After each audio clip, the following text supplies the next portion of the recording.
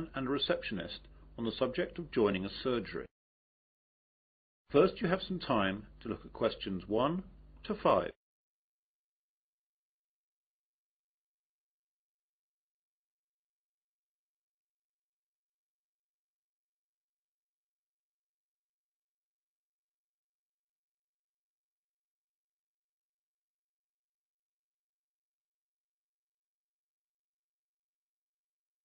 You will see that there is an example. This time only, the conversation relating to this will be played first.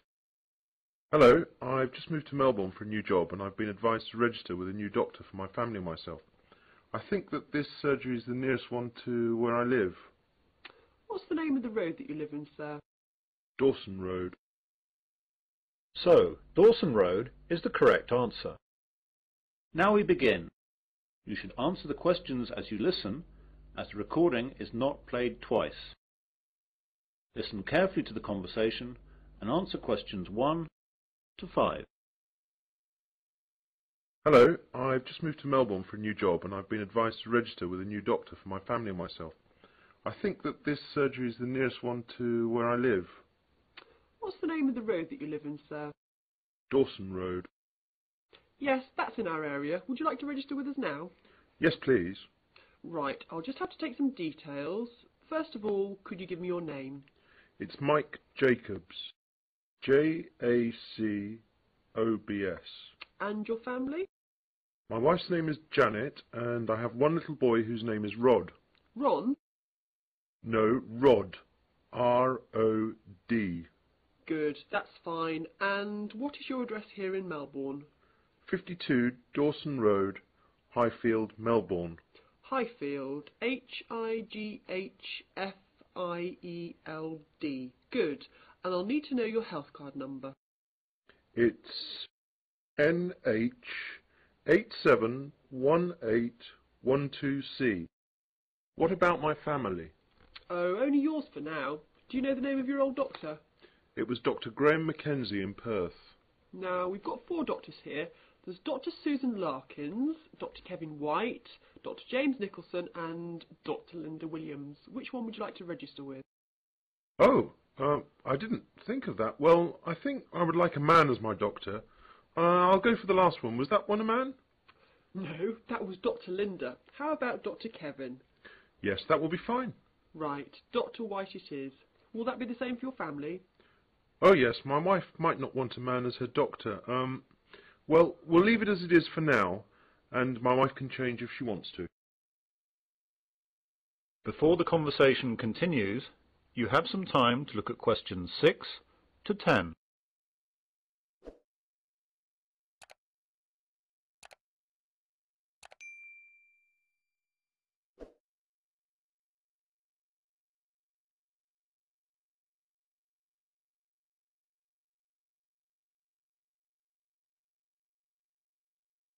Now listen carefully and answer questions 6 to 10. I'd like to make an appointment now for my wife. She wants to come in at the end of the week. How about this Friday morning? That's Friday the 21st. I don't think she can make the morning. Any openings in the afternoon? There are appointments available at 2, 2:30 and 3:30. We'll take the first one, please. Okay, that's done. Oh, and what shall my wife do if she wants to switch doctor? She can just give us a call here. Do you want to take the number down? Yes, please. It's 72539829. Can you give me your name, please? My name's Angela, but there are 2 other girls who might be on duty as well. Their names are Elizabeth and Rachel, but it doesn't matter who's on duty. Anyone can take care of it. Now, what do we do if we need to call out a doctor during the night? We've got a rotation system with the doctors in the area. There's a mobile number you can call and that'll get through to the doctor who's on duty. What's that number? It's 0506 759 3856. Got that. I didn't ask about any charges. Like all Australia, prescriptions have to be paid for at the chemist at the prevailing rate. Some things like vaccinations for travel and insurance report we make a standard charge for, and I can give you a price list for those. Consultations, though, are under the National Health Service, so they'll be free. Great. Well, that's all. Thanks and goodbye. Goodbye. That is the end of section 1. You will now have half a minute to check your answers.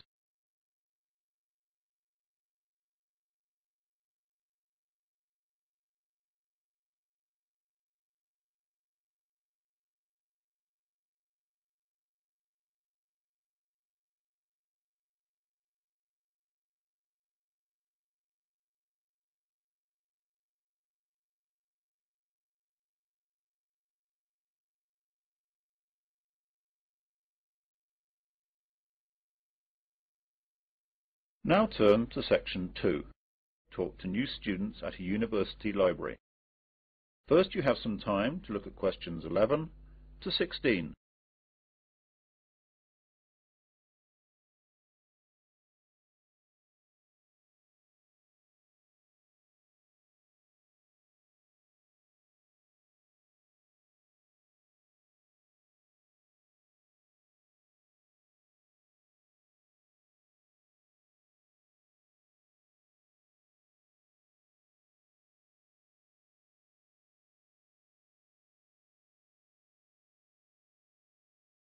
Now listen carefully to the guide talk and answer questions 11 to 16. Good morning, everyone. I'd like to welcome you all to Wesley University Library. This is a 20-minute tour around the library to show you all the facilities and all you'll need to know to start off your life here as a student at the university. What I'll start by doing is telling you about what you need to do to join the library. Then I'll briefly tell you about our facilities, and then I'll guide you quickly round and show you everything. So, to join the library, you need to go to the reception between the hours of 9 AM and 5 PM. After that, the reception closes, though all the other facilities will stay open until 10 PM. At the reception, they'll give you an application form. After you fill that in, you'll have to give us the fee of £5, which you have to give us every year that you're a member of the library. We will also need to see your university card to confirm that you're a student of the university. And finally, we'll need 2 passport photos, one for our records and the other for your library card. You will need to do all this as soon as possible so you'll be able to use the facilities at once. I'm sure your workload will begin to build up soon. Now, let me tell you a bit about the facilities. The library opens daily from 8 AM to 10 PM, though, as I told you earlier, the reception operates only between the hours of 9 AM and 5 PM. Although this is extended to 6:30 PM on Fridays to give students more time to organise their book requirements for the weekend. The reception is closed on Sundays. Undergraduate students are permitted to take out 4 books at any one time, and each book may be borrowed for a period of 2 weeks. Postgraduates may borrow 6 books at a time. Borrowing time can be extended by a period of 1 week per book if the student comes into the library in person with the book in question so it can be re-stamped. We do not renew book borrowing over the phone. If you are late in returning any book, then you will be charged a fine of £2 for every week that you are late. You won't be able to take out any other books until this fine is paid.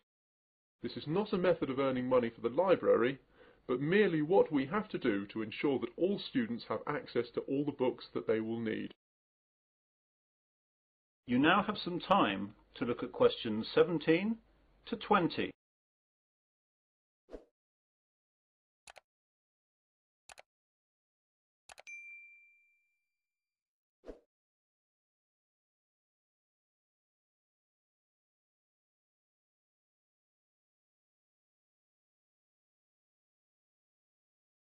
Now listen to the rest of the guide talk and answer questions 17 to 20. Okay then, on to the layout of the library. We're on the ground floor of the library at the moment. Here we have the reception, the computers, which you can use to search for books and their location, and the bathrooms, which are behind the reception. The rest of the ground floor is taken up by the non-lending section of the library. Here we keep all the books which are either too valuable or are used too much to lend out. You can reserve time with these books at reception and use them during any time that the library is open, but, of course, you may not remove them from the library. On the first floor above us we have the arts section, which includes books that students will need for subjects such as languages, literature, art and history. On the second floor is the science section. We'll see these in a minute. Of course, individual departments will usually have their specialist libraries in their buildings, though the computer catalogues here will list them so you know where to find everything, whether it's here or in the specialist libraries. Finally, in the basement we have the stack system, which contains the university collection of magazines and journals that we have collected and to which we subscribe. If there's anything that we do not have or that you can't find, please go to reception and let them know the details. The university operates a swap system with other universities, and we can arrange for volumes that we do not possess to be sent here on a limited loan. Well, those are the basic details about the university library. That is the end of section 2. You will now have half a minute to check your answers.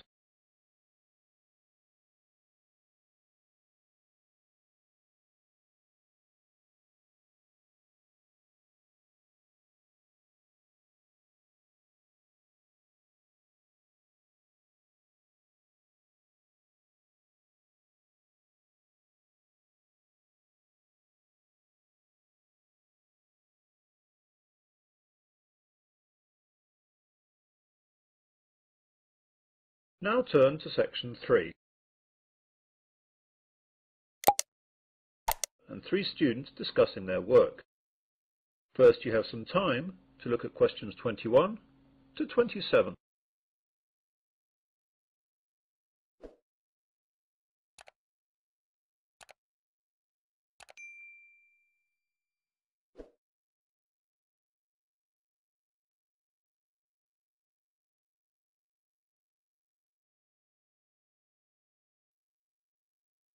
Now listen carefully and answer questions 21 to 27. Good morning everyone. Well, in today's tutorial we're going to discuss the essays that you have to submit by the end of next week. Some of you will have already started them, which is good, and if you haven't, well that's okay, but you'll have to get a move on. So, let's begin with you, Simon. What's happening with you? Well, I've made a start on it. I researched the background quite extensively last weekend. I should get to the writing stage tomorrow with a bit of luck, and I'll get finished at the weekend. What are you writing about? I decided to look at the car manufacturing company Jaguar, examine the problems they had with reliability in the 1970s and 80s, how they dealt with it, and how it affected their marketing and sales strategy. That sounds pretty interesting. Any problems with that? At the start I had problems getting information from that far back, but after rooting around in the library I found some magazines which gave me information and also gave me references to find other stuff. It seems now the only problem is keeping to the 4,000 word limit. It just seems that I have so much to write about. It seems I'll need 5,000 or even 6,000 words to be able to cope. Yes, your essay title seems to me to be very wide-ranging. Would you think about cutting out part of it? How about looking at their sales and marketing strategy, but only mentioning the problems in the 70s and 80s and not going too far into it? That's a good idea. That will make it much easier to handle. By the way, how do you want us to hand in our work? Do you want us to drop in a hard copy to your office? You could do that, but I'd prefer it if you just emailed it to me as an attachment. You've all got my address. If not, give it to the secretary, clearly marked that it's for me. Right, Jennifer, how about you?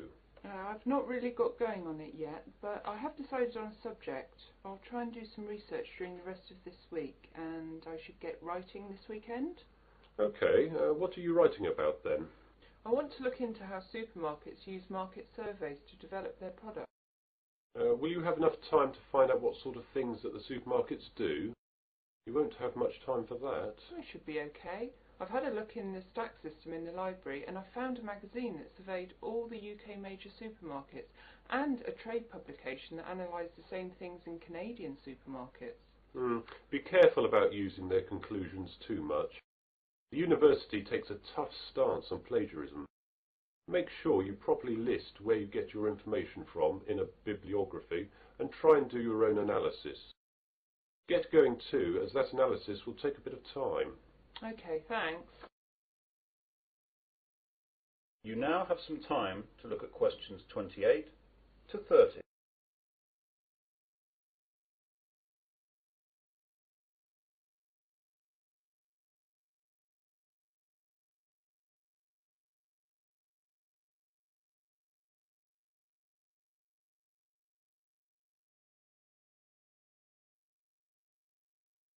Now listen to the rest of the discussion and answer questions 28 to 30.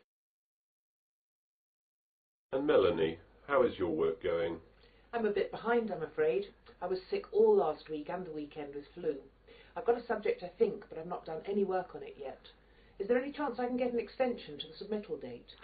The policy of the department is not to give any extensions unless there are extenuating circumstances. Do you have a doctor's certificate or anything? I went to the doctor's, but I didn't get a note as I didn't realise I would need it. The doctor will have a record of me, though, as I got a prescription. I'll go back and get one. Yes, do. If you get one, then there shouldn't be a problem getting an extension. Without it, though, you'll be in trouble. What subject are you considering, anyway? I thought I'd do an overview of the UK mortgage interest rates and their effect on housing sales trends over the last 10 years. I thought it might be of interest because of the huge increases of house prices over the last decade.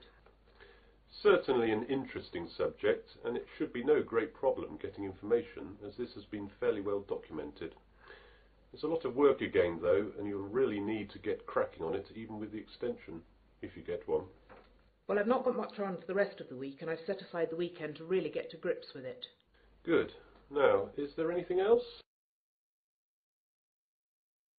That is the end of section 3. You will now have half a minute to check your answers.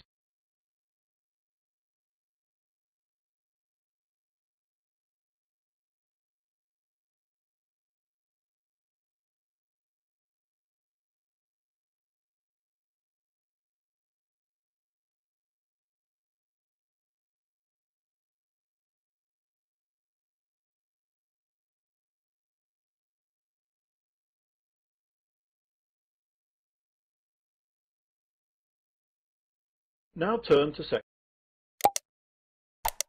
lecture. First you have some time to look at questions 31 to 40.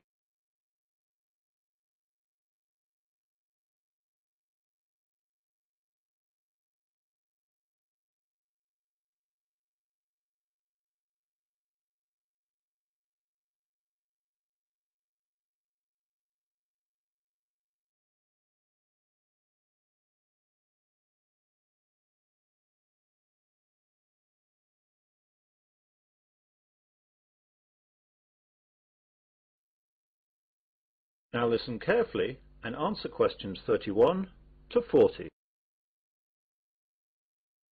Good afternoon and welcome to this Earth Sciences lecture. Today we're going to look at tidal waves, or more correctly, tsunami. Deep below the ocean's surface, tectonic plates collide, and every once in a while these forces produce an earthquake. The energy of such submarine earthquakes can produce tidal waves which radiate out in all directions from the epicenter of the quake, moving at speeds of up to 500 miles per hour. When these waves reach shore, they can cause enormous destruction and loss of life. Tidal waves are actually misnamed. They are not caused by tides. A more accurate word for them is the Japanese name tsunami, which means harbour wave. They are also sometimes called seismic sea waves, since they can be caused by seismic disturbances such as submarine quakes. However, that name is not really accurate either, since tsunami can also be caused by landslides, volcanic eruptions, nuclear explosions, and even impacts of objects from outer space, such as meteorites, asteroids, and comets. Earthquakes, though, are the largest cause of tsunami. Tectonic plates cover the world's surface, and their movement can be detected anywhere in the world. Some areas of the world are more prone to greater movement, and it is in these places that the largest waves can occur. Large vertical movements of the Earth's crust occur at plate boundaries, which are known as faults. The Pacific Ocean's denser oceanic plates are often known to slip under continental plates in a process known as subduction. And subduction earthquakes are the most effective in generating tsunamis. A tsunami can be generated by any disturbance that displaces a large water mass from its equilibrium position. In the case of earthquake-generated tsunamis, the water column is disturbed by the uplift or subsidence of the sea floor. Submarine landslides, which often accompany large earthquakes, as well as collapses of volcanic edifices, can also disturb the overlying water column as sediment and rocks slump down and are redistributed across the sea floor. Violent submarine volcanic eruptions can create an impulsive force that uplifts the water column and generates a tsunami. Conversely, supermarine landslides and cosmic body impacts disturb the water from above as momentum from falling debris is transferred to the water into which the debris falls. Generally speaking, tsunamis generated from these mechanisms, unlike the devastating Pacific-wide tsunamis caused by earthquakes, dissipate quickly and rarely affect coastlines distant from the source area. Tsunamis are very hard to detect since they cannot be seen when they are in the deep ocean. The distance between two wave crests can be 500 kilometers, and because of this, the wave height is only a few feet. Because the rate at which a wave loses its energy is inversely related to its wavelength. Tsunamis not only propagate at high speeds, they can also travel great transoceanic distances with limited energy losses. As the tsunami reaches shallow water, however, its speed decreases, but the energy it contains remains about the same. Instead of travelling fast, the wave rises high. The National Oceanic and Atmospheric Administration has set up a seismic detection system to monitor earthquakes and predict the possible arrival of tidal waves for Pacific countries. Buoys at sea can also detect water pressure changes that can indicate tsunamis moving through the ocean. But when tsunamis originate near the shore, there is often little chance to warn people. Let's look at some examples of tsunami and their causes and effects. Some can be relatively harmless. In 1992, an offshore landslide caused a tidal wave of only about 3 feet high that struck at low tide. So Humboldt County, where it hit, got off easy with no casualties. On January 13th in 1992, a Pacific Ocean earthquake off the coast of San Salvador, registering 7.6 on the Richter scale, did not cause any ocean disturbance at all. However, a recent tidal wave which struck Papua New Guinea on July 17, 1998, was 23 feet high and killed at least 1,200 people. This wave was caused by a magnitude 7.1 submarine earthquake. On July 17, 1998, a Papua New Guinea tsunami killed roughly 3,000 people. A huge underwater volcanic eruption 15 miles offshore was followed within 10 minutes by a wave some 40 feet tall. The villages of Arop and Warapu were destroyed. One of the worst tsunami disasters engulfed whole villages along Sanriku, Japan, in 1896. An underwater earthquake induced a wave of 35 feet, drowning some 26,000 people. Finally, about 8,000 years ago, a massive undersea landslide off the coast of Norway sent a 30-foot wall of water barreling into the uninhabited north coast of Europe. If this were to recur today, as scientists say it could, almost anywhere in the world it would cost billions, if not tens of billions of dollars, to repair the damage to coastal cities and kill tens of thousands of people. That is the end of section 4. You will now have half a minute to check your answers.